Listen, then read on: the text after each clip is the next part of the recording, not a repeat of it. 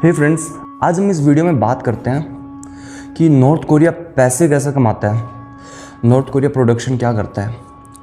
देखो, इस वीडियो में मुझे बोर्ड में कुछ बताने की वैसे ज़रूरत है नहीं। हम नॉर्थ कोरिया के बारे में समझते हैं। आप सभी को पता है कि नॉर्थ कोरिया एक डिक्टेटरशिप कंट्री है। वहाँ पे तानाशाह है, किंग जोंग उन।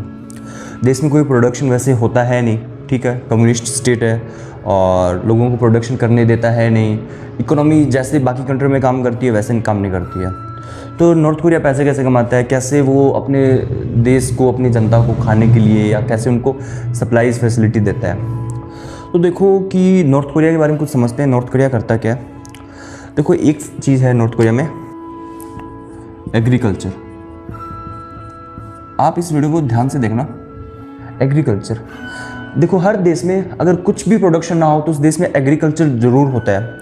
अब बात आती है कि नॉर्थ कोरिया में जो ज़मीनें हैं वो इनफर्टाइल है, मतलब वहाँ पे वैसी फसल नहीं हो पाती है जैसी होनी चाहिए, ठीक है।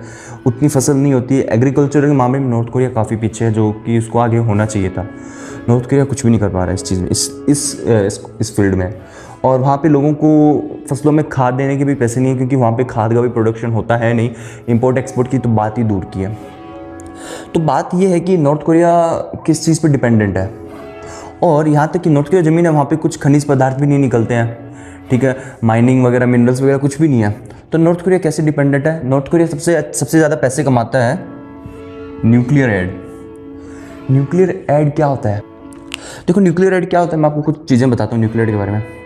जब नॉर्थ कोरिया को लगता है कि अभी हमारे देश की हालत ख़राब चल रही है राइट नाउ, करंटली, जैसे या कुछ भी, तो वो लोग क्या करते हैं कि नॉर्थ कोरिया के पास न्यूक्लियर हथियार है। जैसा कि आप सबको पता है, नॉर्थ कोरिया अपने न्यूक्लियर हथियार का प्रदर्शन करता है, ठीक है। मिलिट्री टेस्टिंग करता है, मिलिट्री ग्राउंड पे जाके, बैटलशिप में जाके अपने न्यूक्लियर हथियार का प्रदर्शन करेगा और वो मिसाइलें छोड़ेगा, दिखाएगा कि हमारे पास ऐसे ऐसे हथियार है।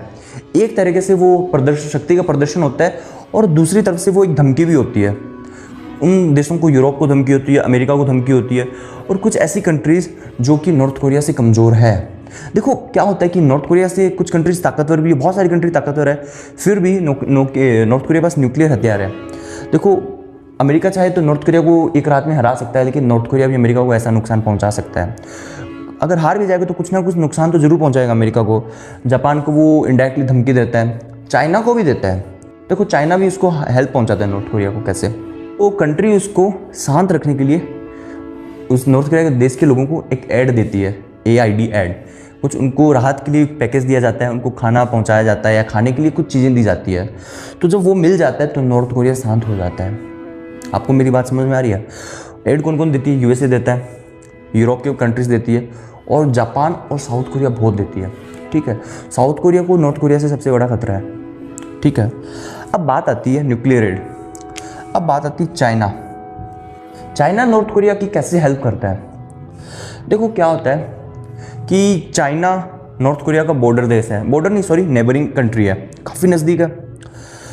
चाइना को लगता है कि जब भी नॉर्थ कोरिया की इकोनॉमी पूरी तरह से कोलैप्स हो जाएगी, पूरी तरीके से गिर जाएगी, या लोग जब सड़कों पे उतर आएंगे, तो क्या होगा, भगदड़ मच जाएगी, लोग यहाँ वहाँ से भागने लगेंगे। देखो, जब देश में इकोनॉमी गिर जाती है, लोग जब भूख मरने लगते हैं, या कुछ भी नहीं बचता है देश में, रहने की जगह नहीं, खाने के लिए जगह नहीं, तो उस देश के लोग अपने घर छोड़ के चले जाते हैं, निकल जाते हैं और दूसरे देश में जाते हैं। तो ये हज़ारों सालों से होता आया है। हम लोग देखते हैं माइग्रेंट्स, रिफ्यूजीज़ वगैरह आते रहते हैं, इसी वजह से आते हैं। वार छिड़ जाता है, कुछ बचता ही नहीं है देश में रहने लायक।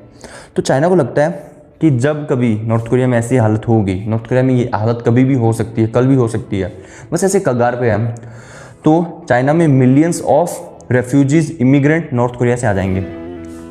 चाइना कहता है कि मिलियंस ऑफ रेफ्यूजीज जब नॉर्थ कोरिया से चाइना में आएंगे, तब चाइना को इकोनॉमी को हानि पहुंचेगी। अब देखो क्या होता है कि चाइनीज़ लोग का एक कंसेप्ट है कि चाइना की गवर्नमेंट हर लोगों से अपना काम करवाती है, और नॉर्थ कोरियन लोगों को कुछ काम करना आता है नहीं वैसे, क्योंकि वो ऐसे कल्चर में रहे, ऐसे गवर्नमेंट के अंडर में रहे, उन्हें कुछ भी नहीं पता, मशीनरी उन्हें नॉलेज है नहीं। तो चाइना को लगता है कि वो रेफ्यूजीज़ बॉर्डर क्रॉस करके हमारी चाइना में आ जाएंगे। मिलियंस जब आएंगे तो उन्हें राहत पैकेज दिया जाएगा, उनको रहने के लिए जगह दी जाएगी। नहीं दी जाएगी तो कम्युनल टेंशन होगा, चाइनीज़ और नॉर्थ कोरियंस लड़ने लगेंगे, इस वजह से चाइनीज़ गवर्नमेंट डिस्टर्ब हो जाएगी। तो क्या रहता है कि जब ऐसी कंडीशन को बचाने के लिए चाइनीज़ गवर्नमेंट कुछ एक पीरियड में, कुछ महीनों में या कुछ हर एक साल में, मतलब उनका जो भी सिस्टम है नॉर्थ कोरिया को एक राहत पैकेज देती रहती है, उसको फाइनेंशियली हेल्प करती है वगैरह वगैरह इन सब चीज़ों से।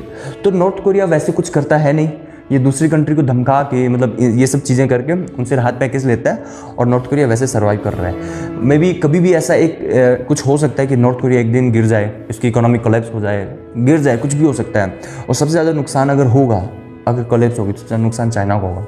इसीलिए चाइना और यूएसए जैसी कंट्री नॉर्थ कोरिया को ऐड देती है। आई थिंक आपको इस वीडियो में समझ में आ गया होगा। इस वीडियो से रिलेटेड आपको कुछ कन्फ्यूजन तो हम लोग नेक्स्ट वीडियो में बात कर सकते हैं, आप कमेंट में मुझे रिप्लाई करके बता सकते हैं। तो मिलते हैं नेक्स्ट वीडियो में। Thank you friends.